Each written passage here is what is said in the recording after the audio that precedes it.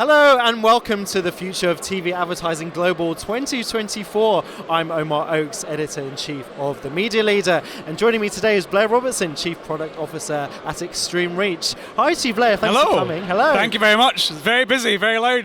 Delighted to be here talking to you. It is very busy. Hope you can hear us out there. Now, tell us a bit more about Extreme Reach. What do you do as Chief Product Officer, and what does the company do? Yeah, so we are a global creative technology platform. Basically, we help brands and their agencies increase their brand. We make brands bigger. And we offer full creative services for the whole life cycle. So from concept development through to creative production, through to distribution, and on to the intelligence that you get from having all your assets in one place. We help brands, the whole thing, to grow their brand globally. And I mean that sounds like a lot. I mean, looking forwards. I mean, you've just joined the business. Yeah. You've obviously been thinking about your new role, your business. We're coming to the end of 2024. What do you see as the big trends that people should watch out for next year?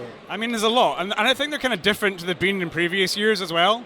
So, premium content, sports is a big one.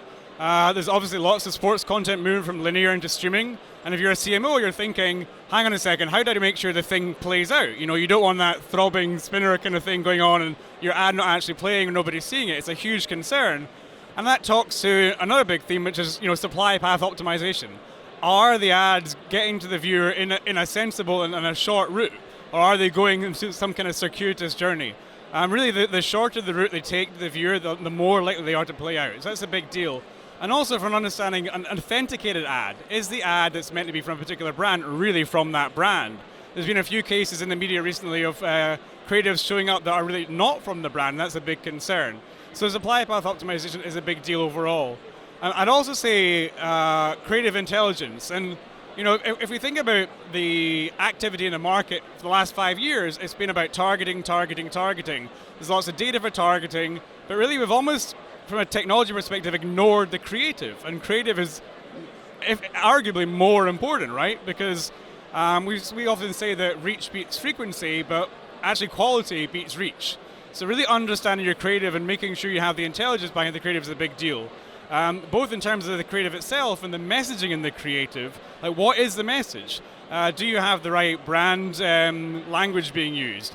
Are you, does the creative have the right audience in it? The people acting in the creative, are they the right representation for the brand and the audience that's viewing it? And also, hot topics like sustainability. So are you talking about sustainability in your ads in the appropriate way? Are you making ads in a sustainable way? So lots going on, slightly different topics to the last kind of 5 years, but a space that is very dear to XR's heart.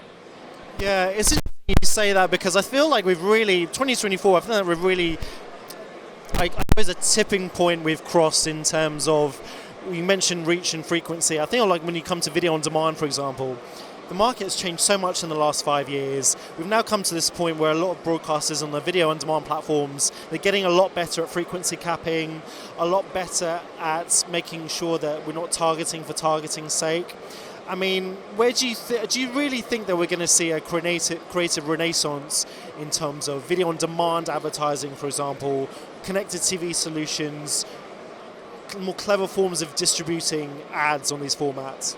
Yeah, so a lot going on, and I think it comes down to the data that's available. There's lots of impression data available, but you have a real big problem when you get to identity. Can you tie the impressions to audience identity? And I think that's an increasingly difficult challenge for those trying to solve things like reach and frequency. What I'd say is, while efficiency, and reach and frequency is about efficiency, is important, efficiency is no good unless you have efficacy. Does the ad actually do what you want it to do?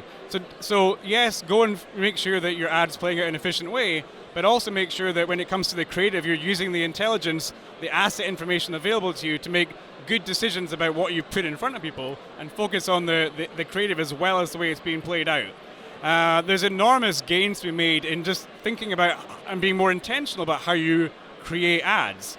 If you look at asset utilization, brands, for example, will often commission a full live production and make various versions of that, but actually only use 50%, 60% of the assets. Well, it's a huge waste of money.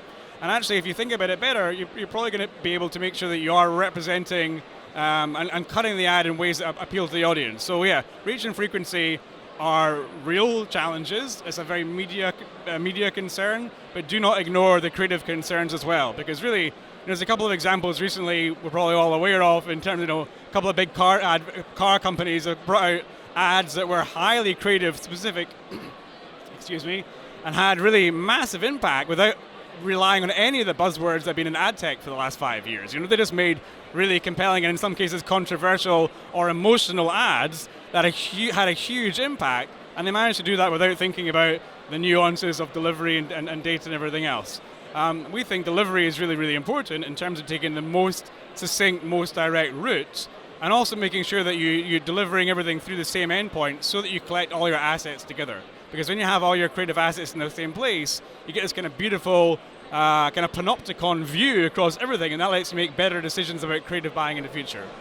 Yeah, and I do think particularly we're at that point, and we haven't talked about AI yet, and I promise we're not going to spend the next part of the interview talking about AI.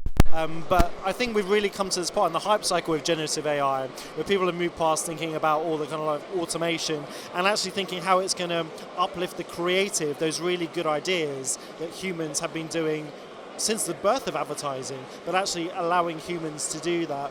I mean, when you think about, put yourself in the marketing shoes, I mean, you've given us quite a lot. I mean, put yourself in the poor old marketing shoes when it comes to TV. What are the opportunities that they should be looking for next year? In terms of AI specifically, I mean, AI for me is a tool. I've been thinking about AI for 20 years because my educational background is in AI. Is way overhyped. And in some ways, the market is there already. In others, like using GAI for creative production, I think it'll happen. Coca-Cola did a really interesting test recently when they made a GAI advert. Maybe not quite to the normal specification they normally have, but give it a year or two, absolutely we're going to see more of that in production. But I think of it more of a tool to reduce the time to market and to increase the dynamic range you have in your creative, but don't take people out of it. This is ultimately an industry about people. We were talking to people, we're selling to people. Don't let machines make all the decisions, for goodness sake. There's a lot more to creation and creativity than using AI. So use it judiciously in the right areas. It is something to understand. It certainly can be used in terms of delivery and distribution. And there are areas we're coming to see some fruition in creative right now. But it's maybe for 2025 not the hottest topic that people might think it is. We will see. Blair Robertson, thank you so much for coming in the Media Leader Live. Thank you very much. Bye.